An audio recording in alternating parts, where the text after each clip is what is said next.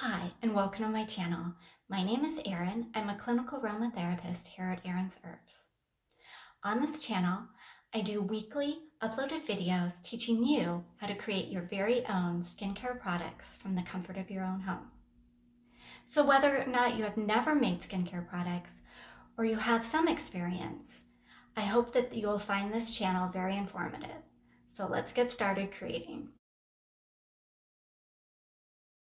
On today's video, I'm going to be showing you the step-by-step process on how to create this DIY magnesium oil for sensitive skin. Now, this is a very easy and gentle formula, so let's go ahead and get started.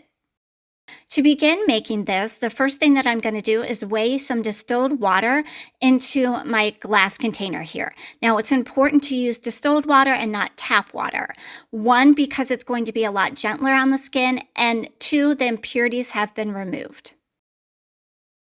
Once the distilled water has been weighed out, I'm going to go ahead and remove this from the scale and lightly cover this with tin foil to ensure that nothing falls in as I'm heating this. Now, you want to make sure that during the heating process that you're not boiling the water. I like to allow this to simmer for about 5 to 10 minutes. So while the distilled water is gently heating on the stove by me, I'm going to go ahead and take this opportunity to weigh out some magnesium flakes in a separate container. Now, magnesium is very helpful for aiding in muscle recovery and pain relief, but it's also really good for helping to calm the nervous system, and it's very helpful for sleep as well as reducing stress. Now that the distilled water has heated up enough, I went ahead and removed it from the stove, and I'm going to go ahead and add the magnesium flakes to the water. Now, I like to do it this way rather than adding the water to the magnesium flakes because a lot of the times I end up not getting all the water, and you really need the water because that's what's going to help to dissolve the magnesium. So with that being said, I'm just going to go ahead and make sure that I've gotten all the flakes out of my container so that the water and the magnesium can combine. This next step is really important. I'm going to go ahead and stir the magnesium, and this is going to help to speed up the process of that magnesium dissolving. Now, it's important that you're not using any metal or tin to do the stirring. Instead, use either wood, glass, or plastic to do that. And I have learned the hard way that if you use any metal or tin, it will corrode that equipment because it causes an unwanted chemical reaction. You can see here at this point the magnesium has completely dissolved.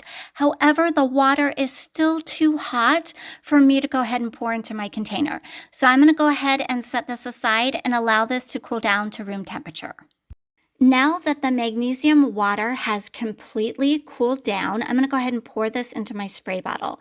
Now, I am using PET plastic, and the reason for me doing so is because I'll be taking this with me on the go as I travel, work out, and even on hikes. And I just didn't want a chance using glass as it could break. So this particular formula is going to make approximately 4 ounces of product. Now, once I'm done pouring everything into my bottle here, you can see the magnesium has completely dissolved, and this is ready to use. You do not need a preservative because the magnesium acts as a preservative. So I wanted to go ahead and address this because I know I'm going to get questions about it. This is considered magnesium oil, and the reason that it is considered that is because the magnesium flakes that are dissolved in the water, when applied to the skin, make it feel oily or kind of slippery to the touch. And so it, from that point of view, is considered magnesium oil. To use this magnesium oil, this is what I personally like to do. I like to apply this after I have exited the shower, and sometimes I do massage it in, but mostly I allow it to just air dry. And this particular formula is just really great because it doesn't leave that tingling feeling on the skin. It does have a slight slip, so that just means that it's a little oily, but not very much. And this is something that I use as often as I need to. As far as substitutions go, I don't even know that I would consider this a substitution, but if you don't have the magnesium flakes, you can use either magnesium powder or magnesium pellets. Either one will work just as well. You just want to make sure that it's completely dissolved in the water. Now, remember to use distilled water and not tap water, and this does make approximately 1 ounce of product.